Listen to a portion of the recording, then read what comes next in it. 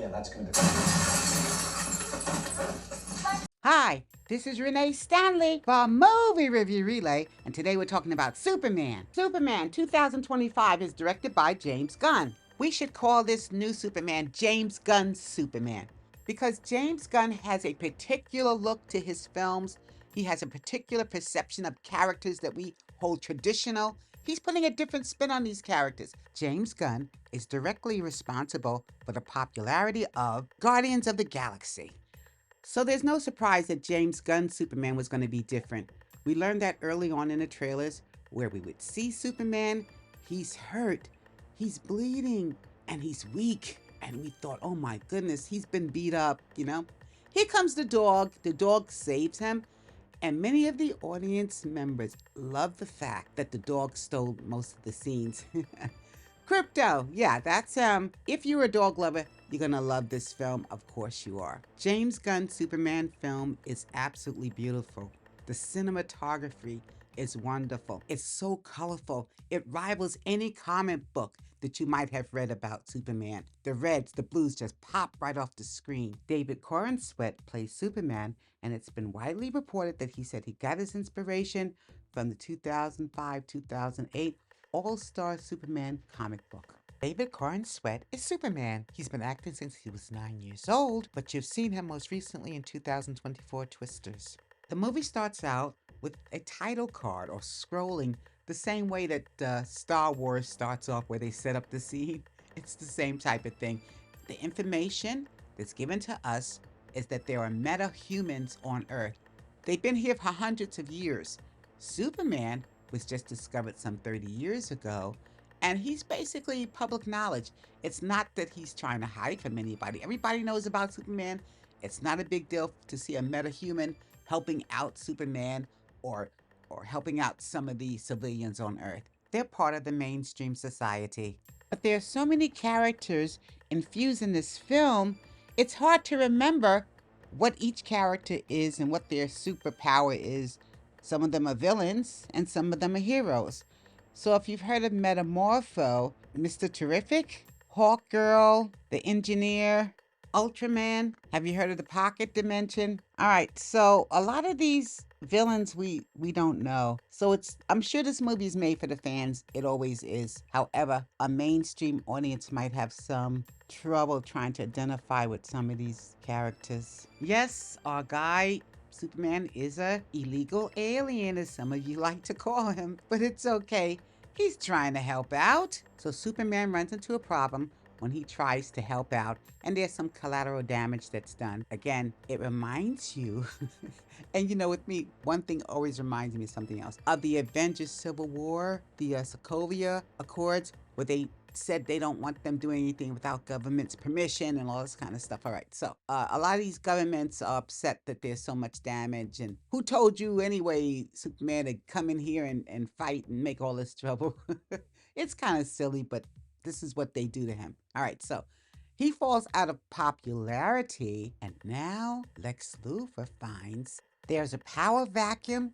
It's a void that I can take advantage of, that I can fill being a hero. He's always been jealous of Superman anyway, so now, with all this bad publicity, he goes in now and says, you know what? And I'm paraphrasing, I'm not telling you every detail, but I'll just let you know what it's about. Lex Luthor decides that he can now fill the void of the Superman. I'll, be a better protector of the Earth than Superman. Basically, that's the story, okay? Remember that Superman is Clark Kent, and he does work with Lois Lane, who is his romantic interest in this film as well. James Gunn gives us a beautiful kissing scene.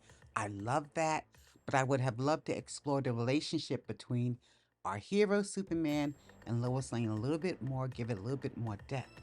However, the romance initiative is there. And I do believe that the romance incentive is what binds people, an audience, a movie viewer, to a film, regardless of the genre, whether it is science fiction, action, adventure, doesn't matter. You throw a romance in there, and baby, you got us every time. Because maybe they don't relate to superheroes and villains, but everybody relates to love. Beautifully done. I just think that maybe some of the women or some of the people don't really like Lois Lane that much. I don't think she's as likable as she could be. Lois had a job to do. She's an interviewer, so she had to question Clark Kent, Superman, just as she were a stranger and not his love interest. The other gentleman that's always in the Superman films is our guy, Jimmy Olsen. And he's just this sexy thing, you know? But you'll see it. It's very entertaining. And I said that without spoiling too many details. I could tell you more if you want me to. I don't tell everything. I just tell a little bit here and there. Now, the film is rated PG-13, so I'm going to tell you that there is some violence. Parents, I don't know what your tolerance is to violence with regard to your children watching films, but you might want to take a look at it before the kids see it, especially young children. Do I have to tell you there's very salty language in this film? I've said this during many movie reviews. A lot of the violence that you see in these movies are no more violent than these video games that these kids are watching and playing with. So you look at it and you be the judge, but I think it would be okay as long as they're not tiny little children. If they're preteens, I don't think they'll have a problem with it. You tell me. You guys tell me. I don't know. So Nicholas Hoult plays Lex Luthor, easily the most popular supervillain and arch enemy of Superman. Now, what's sexier than a very rich man? He doesn't have to have superpowers, money, good looks, and wealth. What a combination. All you need to know at this point is Superman does have his fellow heroes, Green Lantern, Mr. Terrific, and Hawkgirl, help him to battle Luthor. Luthor, though, becomes victorious in a certain way because he has all these villains that also help him because they have the superpowers that Luthor doesn't have. Luthor also has something called a pocket dimension, which he imprisons Superman, and Krypto. All of these little things that you hear about, the pocket dimension, some of the enemies, some of you know, like Green Lantern and other movies, they've even been television series. Maybe you're a big fan of Smallville or some of the other Superman vehicles that are out there in the past. But you know what? You have a heads up on a lot of audience members who may not be as familiar with these shows and the Superman lore in general. But James Gunn will introduce you to them. You will be able to tell by watching this film that James Gunn is resetting all of these characters. Green Lantern, I didn't expect him to look like that, but that's fine. I understand that he's looking at the comics, and then he basically does his own thing. He doesn't always follow strictly what the comic books want to follow, and he basically gives his own take, which you must have such respect for a director that does that. You must have such respect for a writer that does that. He makes it his own. James Gunn introduces these characters to a whole new generation. And then there's no limits on what he can write in the future for these characters. Beautifully done. Repeat viewings. You haven't gotten into the weeds and the details, the little nerdy details, nuances of Superman, which many of the comic strip guys, the guys that follow comics, know all about these characters, but they are not mainstream characters. You wouldn't know them unless, like I said, you're really into that Superman lore. However, you're going to be entertained with that. You're going to love learning about these new guys if your eyes don't glaze over. Because as I said, it's very detailed to a certain extent. Some of these characters you may not have heard of. But if anybody can pull this thing off, it's James Gunn. Because he did that with the Guardians. That's why I brought that up first, to let you know that he's made people in the comic books who may have been like the side characters or not quite as popular, he's made them very popular. Remember to stay for the post-credit scenes, guys. Once the credits start rolling, don't move from your seat. 5 being the best, 1 being the worst.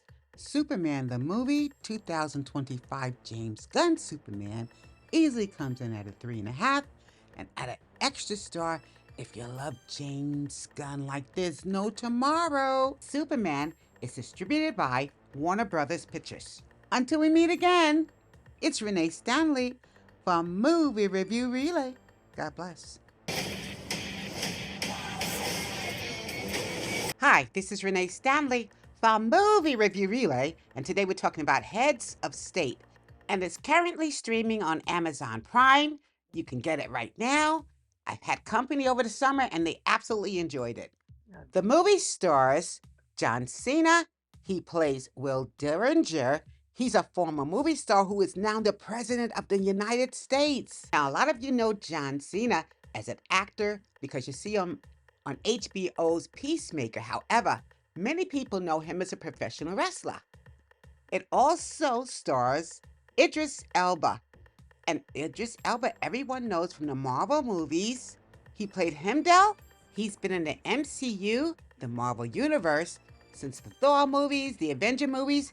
He's been in that series forever. And then we have our sweetheart, Priyanka Chopra Jonas. And of course, she's married to that famous Jonas Brothers. She's so beautiful. They just had a little child not too long ago. Gorgeous kid. But anyway, and if you are a fan of the ABC TV thriller series Quantico, you know who she is. In the movie Heads of State, she's playing a Secret Service agent. She works for the MI6, which is the English guys, but she eventually has to protect both the United States President and the Prime Minister of England.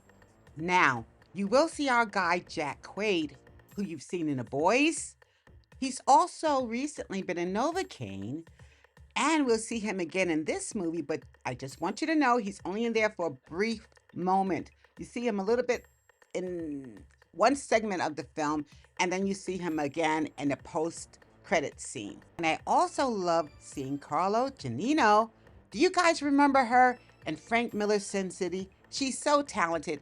In this particular movie, Heads of State, she plays the vice president. In the movie Heads of State, the Prime Minister of England and the President of the United States are traveling on the same vehicle, Air Force One, which usually never happens. Important people always split up. They might be on one plane and the other guy's on another plane. In this case, they did not. And of course, someone attacks the Air Force One plane. And now these two important men, two of the most, arguably, the most important men of the world, have to be saved. Heads of State has a beautiful look to the cinematography. Ilya Naishuller is the director, and he does a fabulous job. The direction is timely and the editing is done wonderfully. I think you'll enjoy this film if you're in the mood for something with some action. 5 being the best, 1 being the worst.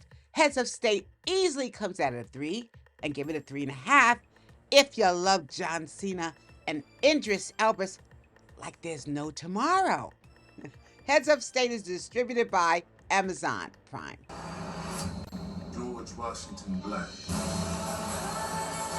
Now, Washington Black is an 8-part television series for Hulu. And I'm talking about it because it has our guy Sterling K. Brown, who's won many Emmy Awards, Golden Globe Awards, NAACP Image Awards. He's very acclaimed. Now, Washington Black is the 3rd novel by Canadian author Esi Edugyan. The novel was published in 2018 by HarperCollins in Canada. And Washington Black is a coming-of-age story. The story follows the early life of George Washington Black, and it chronicles his escape from slavery and his eventual journey to freedom as an inventor in Nova Scotia. It's such an interesting story. You're gonna love it. It's a wonderful period piece. The costumes are nice.